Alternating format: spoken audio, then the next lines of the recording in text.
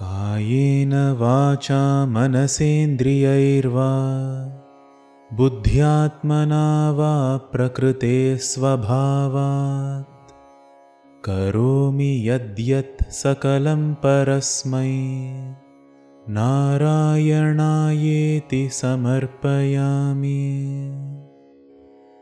With my body, my speech, my mind or my sense organs, through my intellect, my sense of self or my natural tendencies, whatever actions I perform, all of it is towards the Supreme Being.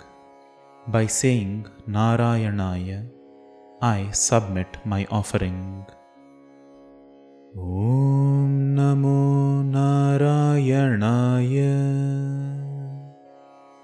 अन्यावतारनिकरेष्वनिरीक्ष्यतन्ते भूमातिरेकमभिवीक्ष्य तदाघमोक्षे Brahma परीक्षितुमनाः स परोक्षभावम् निन्येथ वत्सकगणान् प्रवितत्य मायाम्. Unseen in any of your other incarnations, looking at your glories and now the liberation of Aghasura, Brahma, with an intention to test you, became invisible and abducted the groups of calves, extending his illusory powers.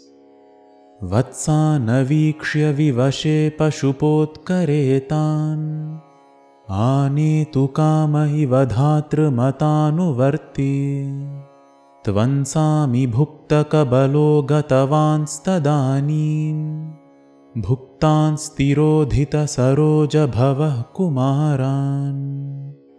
As the cowherd boys got worried, unable to find their calves, pretending to bring them back, but following Brahma's intentions, you, half finishing your ball of rice, then went in search, while the lotus-born Brahma made the children too disappear.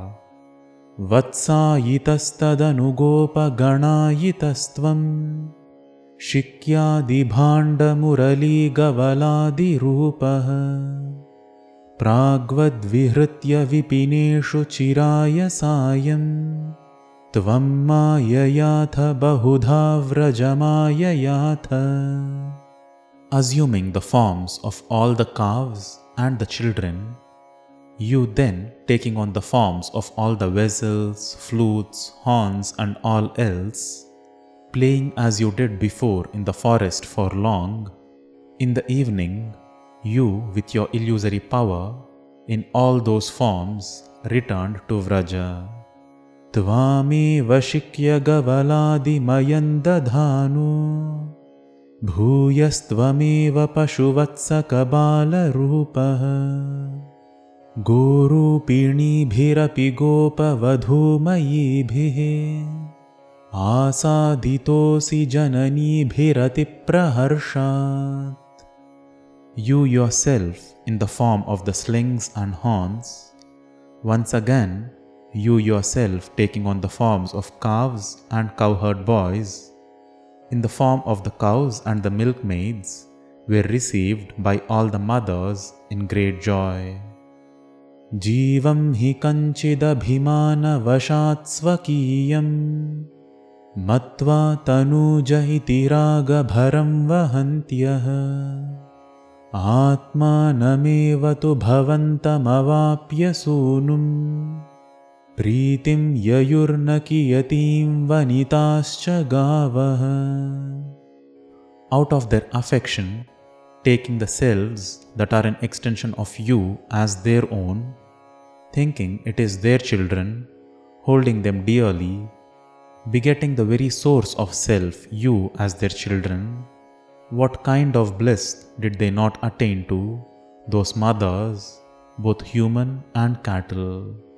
Evam pratikshana vijrumbhita harsha bhara nishesha gopaganalita bhuri murtim त्वामग्रजोऽपि बुबुधे किल वत्सरान्ते ब्रह्मात्मनोरपि महान् युवयोर्विशेषः. Thus, under the weight of intense joy, increasing with each moment, you who tended to all the groups of Gopas in such generosity, that you didn't even your elder brother only realize after an year? Despite being of the nature of the Creator, the glories of you both are indeed special. Varshavadhau navapuratanavatsapalan दृष्ट्वा विवेकमसृणे द्रुहिणे विमूढे प्रादीदृशः प्रतिनवान्मकुटाङ्गदादि भूषांश्चतुर्भुजयुजः सजलाम्बुदाभान्.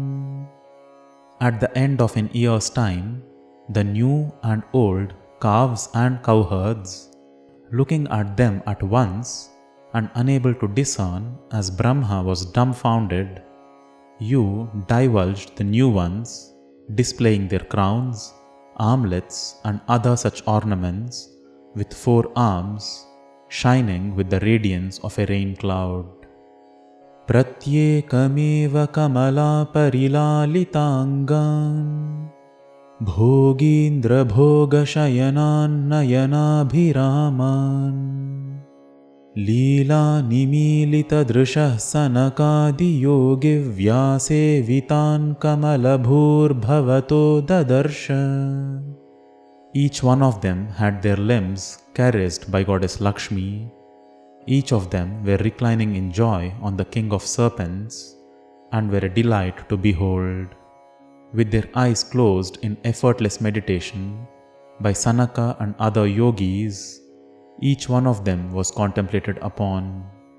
The lotus-born saw all of you. Narayana kritim asankhyatamān nirikshya sarvatra sevakamapi svamavekshya dhata maya nimagna hridayo vimumoha yavat eko babhuvitha tada kabalardha panihi.